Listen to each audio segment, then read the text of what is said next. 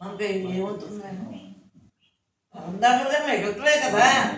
ఆడు ఏదైనా అడిగాడా? ఏదైనా ఇవ్వాలా? లేదు.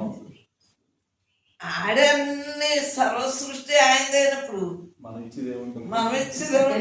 ఆ గుర్తింపు పరమాత్మ నువ్వు ఉండి నడిపిస్తున్నావు, నువ్వే నేను ఉన్నదంతా నేనే, ఉన్నదంతా నువ్వే, అంతలా నిన్ను అనంతుని.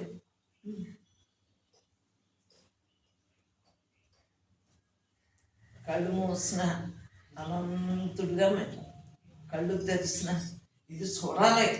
మధ్య ఆ పైది కంటే మనకెందుకు, ఈ అనంతుడిని చూసుకో. అలా హాయిగా ఉన్నది నేనే, నువ్వే కదా అంతలా వ్యాపించున్నావు, నీకే కదా అనేక పేర్లు, నిరాకారుడు, నిరంజనుడు, నిర్లిప్తగా. అసలు ఏముంది? ఆకారం ఉందా, వికారం ఉందా? ఏముంది? ఆత్మకి ఏమీ లేదు. ఆత్మ నువ్వు, అలాగే మాలో ఆత్మ ఉంది. మాలో ఉన్నదే, నీలో ఉన్నది, అందరిలో ఉన్నది, అంతలా ఉన్నది ఒక్కటే.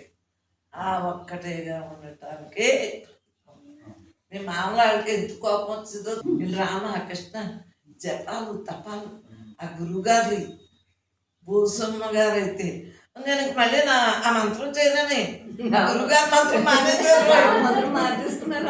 అందరూ మార్చేసుకున్నారు గురుగారి మంత్రాలు. నేను అనుకున్నాను, నాకు తెలియకుండా చెప్పాను. నాకు 3 ఏళ్ళు ఒంట్లో బాగోలేదు కదా, ఈయన ఇలాగా కొట్టిన దానికి